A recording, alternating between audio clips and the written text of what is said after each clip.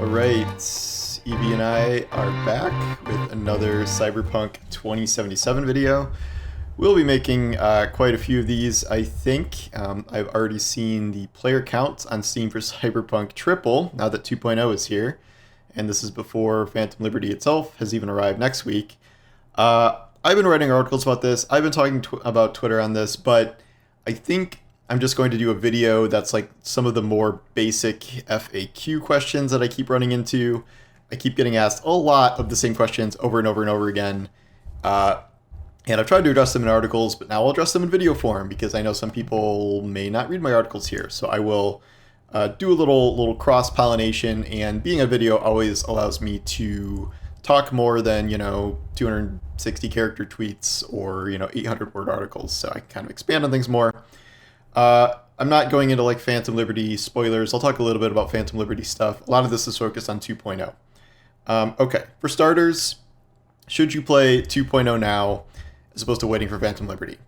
There is no reason not to play 2.0 now. If you're a new player just starting out, you will not get far enough in the game, I don't think, unless you're going insane, to even get to the point where Phantom Liberty will be introduced to the game. If you get to the point around when you start having to meet the Voodoo Boys in Pacifica, that is decently far in. That is when Phantom Liberty happens. So you will probably not get there, and if you are an existing player who's already past that point, I still think it's probably worth logging in just to play around with the new systems. You can start setting up a build.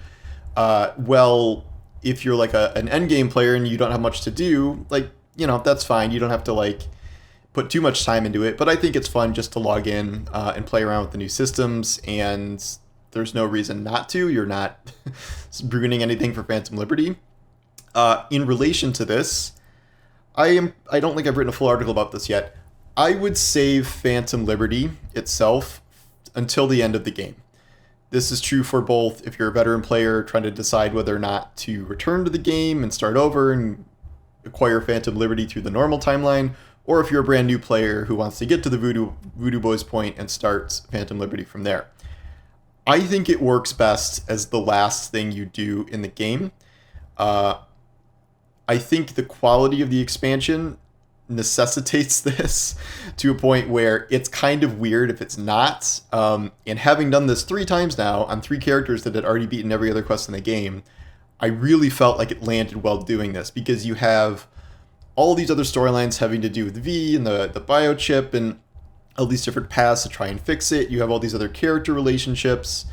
And I just think that setting all of this up, going to Dogtown, doing the President storyline and Reed and Songbird, I think it works best saved for the end, because it is a little hard for me to imagine kind of like dipping into this, which is a huge expansion. It is way longer than any other individual side main quest line in the game.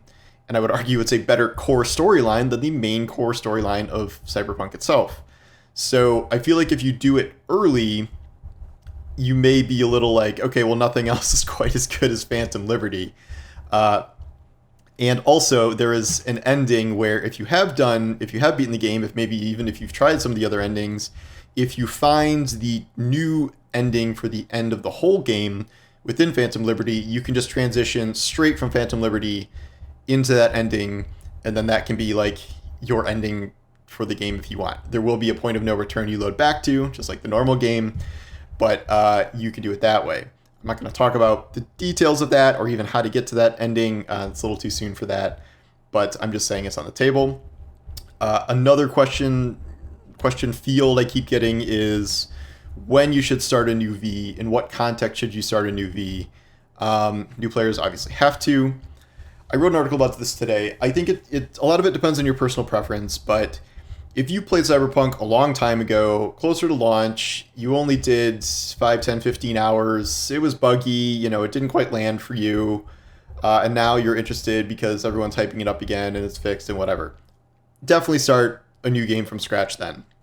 I don't see a point picking up a V that's, 10 hours into the story and you forgot what happened, and I would just start over from scratch. If you are a little further in, and say you started pretty recently, so the hype was happening, you're like, okay, I'm just going to pick this up and get moving.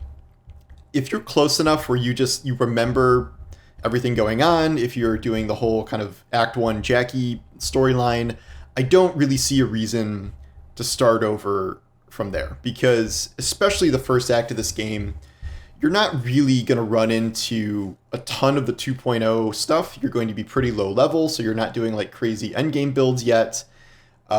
You are in a storyline that is pretty structured. Like, there's the heist mission, and like you have to do a bunch of very specific things in this heist mission, barely any of which even involves combat, using the 2.0 elements. So it's those first few missions are structured where they're a little more on the rails than some of the stuff you'll do later.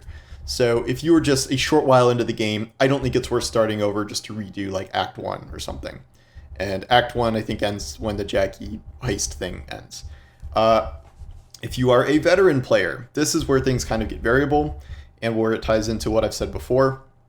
If you beat Cyberpunk a long time ago, you maxed out your V, you saw the endings, whatever, I can see how you would be using this new launch as a chance to do it again. Because, you know, this is an RPG. A lot of people do multiple playthroughs in RPGs with different characters, different origins, different builds. Absolutely respect that. I've done that in many games, and I've done that in Cyberpunk ahead of this 3 times. I have 3 Vs. So I would say that is absolutely fine. You are more than welcome to start completely from scratch. I think it will be a really, really transformed experience based on at least how much combat has changed, how much cyberware has changed, enemy AI, stuff like that. I think it will be a significantly different experience. However, I would also say that similarly, there was nothing wrong with not doing that. And this is tied into what I said before about saving Phantom Liberty for the end. On all 3 of my Vs, I did not restart anything. I was level 50 with all of them, and then I just launched the game and went straight into Phantom Liberty. I have 3 because they're 3 different builds, 3 different origin stories, even though that doesn't really matter. And I experienced Phantom Liberty that way. As you may know from my 10 out of 10 Phantom Liberty review, it certainly did not affect my enjoyment of it, or that I felt like I was missing some big thing by not replaying the game. That said, since I played it 3 times, I pretty much have the whole base game memorized, and I don't really need to go back as a refresher because I absolutely remember everything that happened, and I perfectly enjoyed it playing it this way. Again, I recommend you save Phantom Liberty for the end, and this is the end. If you just log into your old characters who are, you know, ready to meet Hanago at Embers, you can do Phantom Liberty. Many of the Phantom Liberty endings will take you back to the Hanago at Embers point. One of them, at least one of them, will take you past that, where you don't have to do that. It's the new ending. But I don't see a downside to doing it that way either. So that's a little bit personal preference territory. If you just absolutely loved your original V and don't want to start a whole new V and you just want to use your existing V, that's fine. You can just play Phantom Liberty at baseline. A few of the other things to note. There are, okay, so for respecing, you can respec your attribute points once. Attribute points are the things you sink into leveling up the capability of doing the different skill trees. So there's like body and tech and cool and intelligence and reflexes. Those are the 5. The max is 20. Those are the ones in the current era, you can only refund them once. They did this because they changed a bunch of the trees around, but once you put those points in, they stick. So they're important. However, there are now so many attribute points in the game, you can take 3 categories to 20 to max them, and then you can take a 3rd category or a 4th category to 17 if you don't put anything in the one you've put 0 in. So you have a lot of leeway. It's more just about what you want to focus on first. Skill points, they have changed to be totally flexible. You can add skill points to anything in a tree you've unlocked. You can delete them for free. They used to have a whole thing where you'd have to go to a Ripper dock and pay like 100 grand to redo all your skill points. That is gone. That does not exist anymore.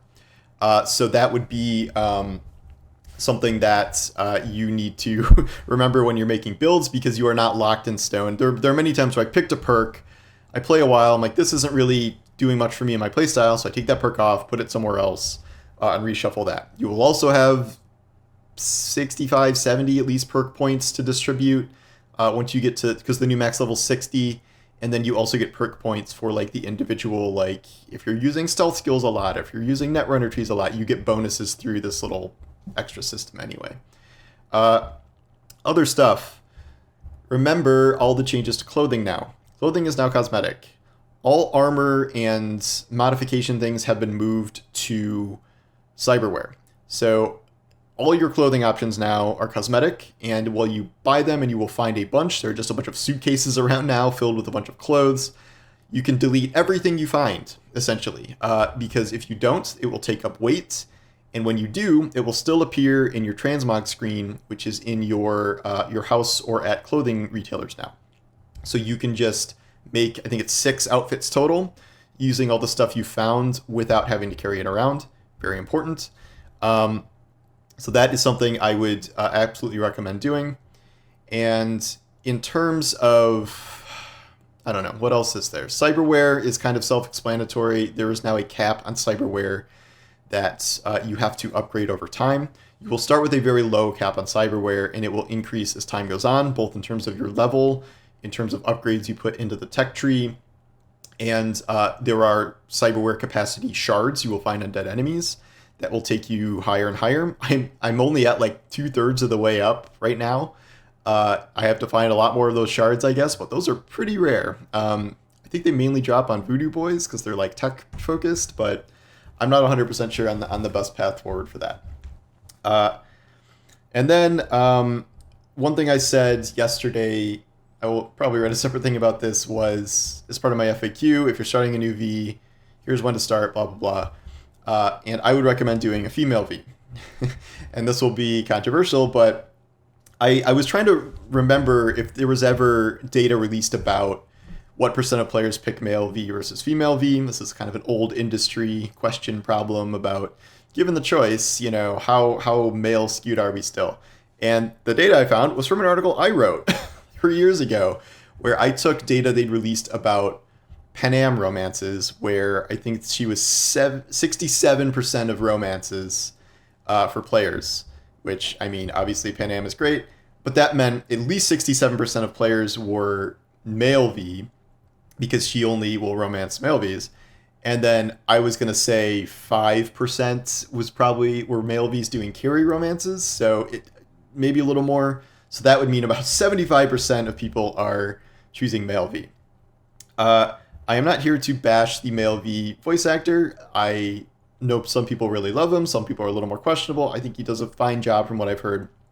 But I maintain that Jeremy Lay, who voices female V, this is the best first-person voice performance in any game. As you know, with most first-person games, a lot of the time you don't have a voice. You're just sort of a voiceless protagonist. There are not that many instances where you are like actively talking in games like this. Some like BioShock Infinite come to mind with, you know, actual voice protagonists. Like, it happens. It's just not very common. And there's probably reasons it doesn't happen because it's not very effective. But female V's voice here by Jeremy is really the best one unequivocally. I think she does an absolutely fantastic job. I think it's some of the best voice work, period, in first or third person characters, just in terms of, you know, her gravelly badass voice, but also she can put a lot of emotion into it. This is really seen in Phantom Liberty without going into story spoilers. There are really, really, really emotional moments in this that she does a very great job with, probably above and beyond even stuff we saw in the base game. I don't know who is canon V here or whatever, but this really reminds me of the whole Cassandra Alexios situation from Assassin's Creed Odyssey, where, again, I think at least 2/3 or 3/4 of people picked Alexios as the main character, when Cassandra is easily the best character in Assassin's Creed franchise history. They did eventually make her canon because of how much people loved her, and expanded her role in the story and the grand timeline. But again, because of this innate, desire for most gamers to pick a male character, we're only getting 25%, 30% of people experiencing these alternate voice performances. And I'm not saying this is like immoral or whatever, or like horrific. It's just, I think you're missing out on what I would consider the better voice work out of the two, and also what I genuinely consider some of the best voice work in gaming from her. And then obviously also in Phantom Liberty, Idris Elba is fantastic in it. All the voice work is very good in the whole expansion. So that is why I say pick a female V. Also, better clothing options. As in real life, women have more elaborate, more fun clothing options than a bunch of dudes wearing t-shirts and jeans and suit jackets and things. And I don't know, like there's good ones on both, but it's Phantom Liberty especially. There's a lot of very cool female V clothing options added. So those are kind of the main FAQ questions I keep getting. If you have more, I guess I could do like a Twitter thread where people ask me even more stuff. I'm sure they would get a lot of the same questions I just answered because not everyone consumes all the content I make, which I understand. But that's some of my advice between now and Phantom Liberty's launch. And, I'll have more tips and stuff later. But thanks for watching, and I will talk to you later. Take care.